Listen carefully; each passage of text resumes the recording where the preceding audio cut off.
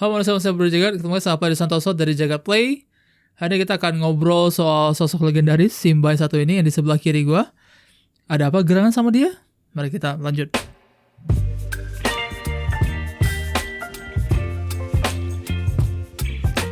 Oke, kenapa kita tiba-tiba ngobrolin soal Hideo Kojima tanpa kabar, tanpa angin, tanpa api? Karena semata-mata gue baru dengar berita katanya sih, rumor atau spekulasinya bakal ada PlayStation Showcase di akhir Mei 2023 ini. Terus mereka bakal umumin soal Metal Gear Solid 3 Remake yang kita nggak tahu siapa developernya. Nah, untuk pada yang nggak terlalu familiar sama Metal Gear Solid, ya udah pasti otaknya adalah si Hideo Kojima ini.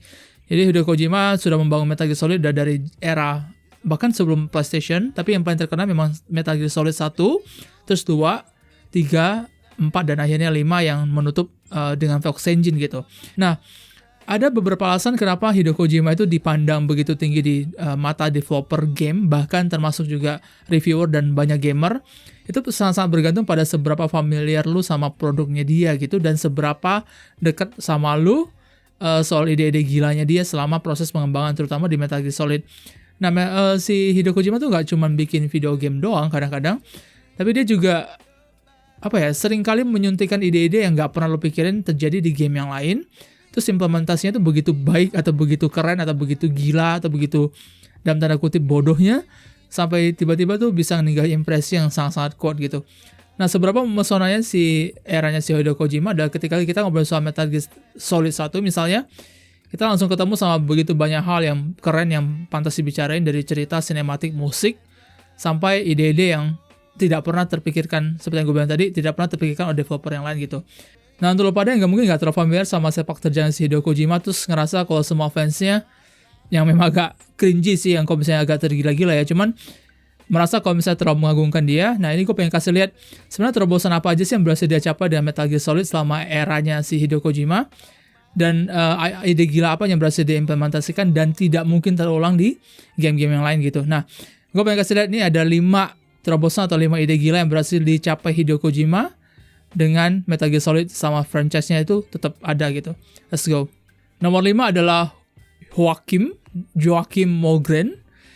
Nah, ini mungkin banyak gamer muda yang mungkin masih familiar sama sosok yang satu ini.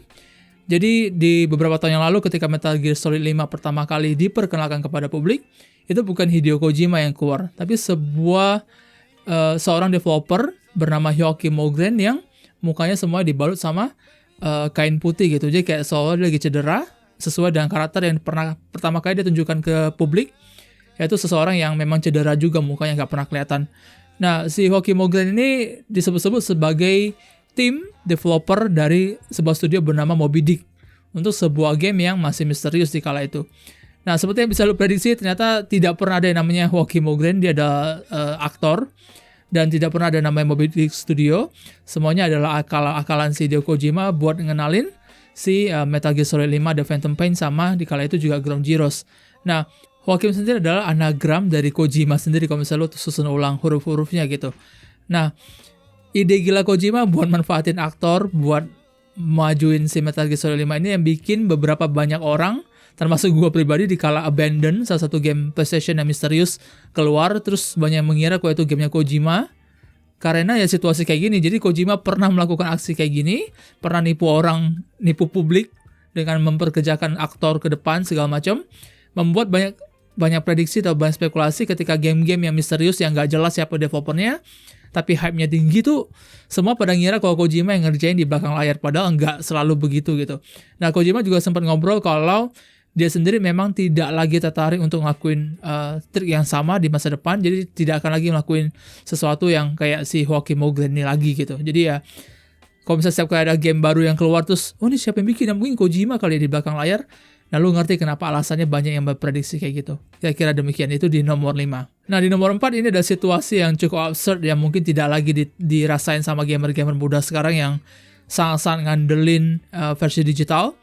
Jadi kalau misalnya lu pernah main Metal Gear Solid 1, untuk berkomunikasi dengan karakter tertentu, lu harus menghubungi mereka via codex namanya, jadi peralatan di dalam game gitu. Tapi lu harus tahu frekuensinya mereka. Jadi lu harus tekan dan menuliskan angka frekuensi yang tepat untuk bisa berhubungan dengan NPC karakter tertentu.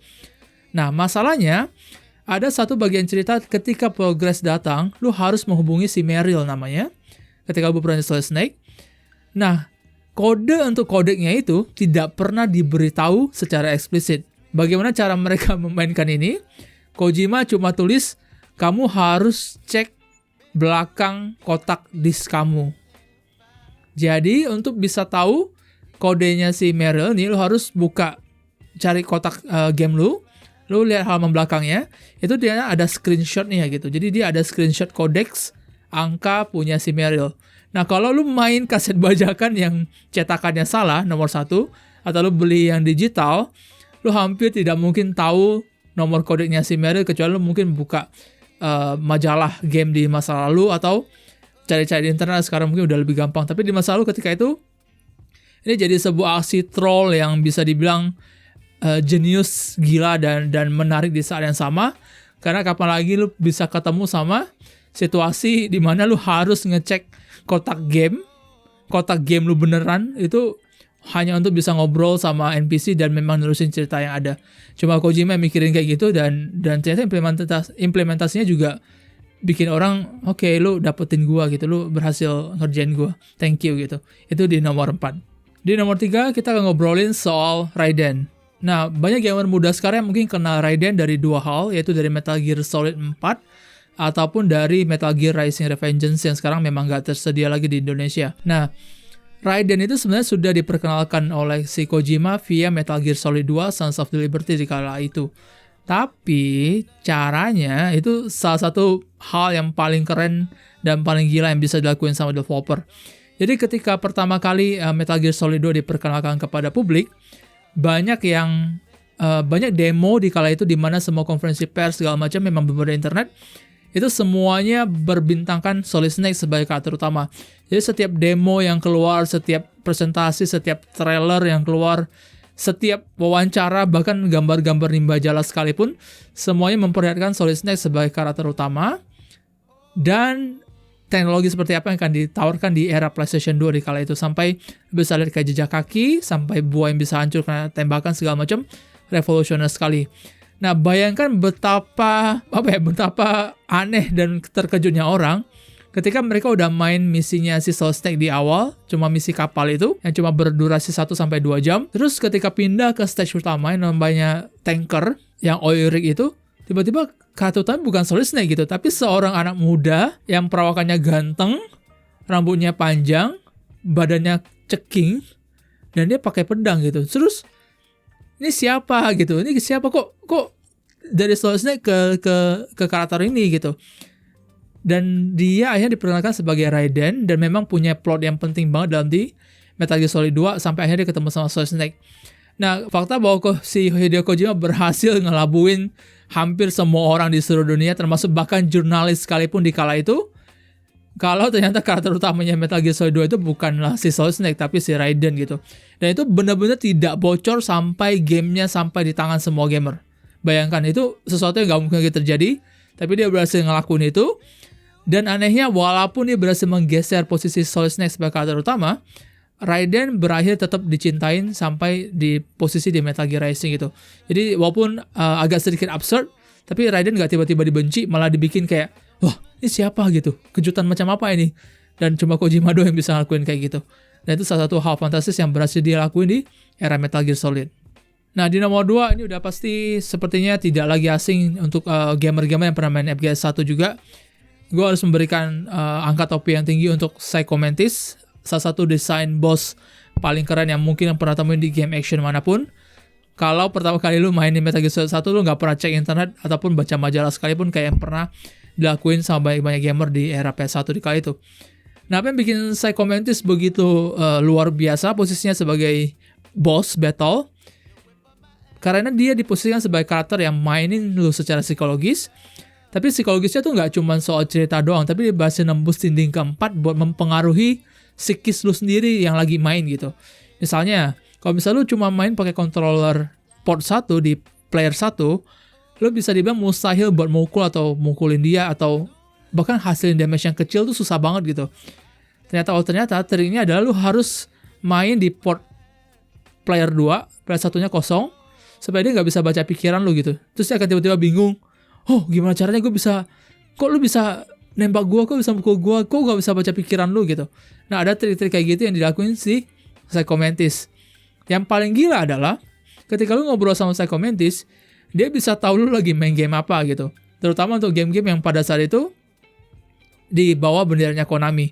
Jadi ketika lo battle, tiba-tiba si Psycho Mantis bisa bilang, "Hey, kamu lagi main Castlevania ya?" Atau kamu lagi main Winning Eleven ya misalnya. Jadi ketika di kala itu sebuah karakter 3 dimensi di televisi yang bisa tahu lu lagi main game apa terus ngebacot itu ketika lu berantem, itu benar-benar sesuatu yang revolusioner dan mengagetkan di saat yang sama.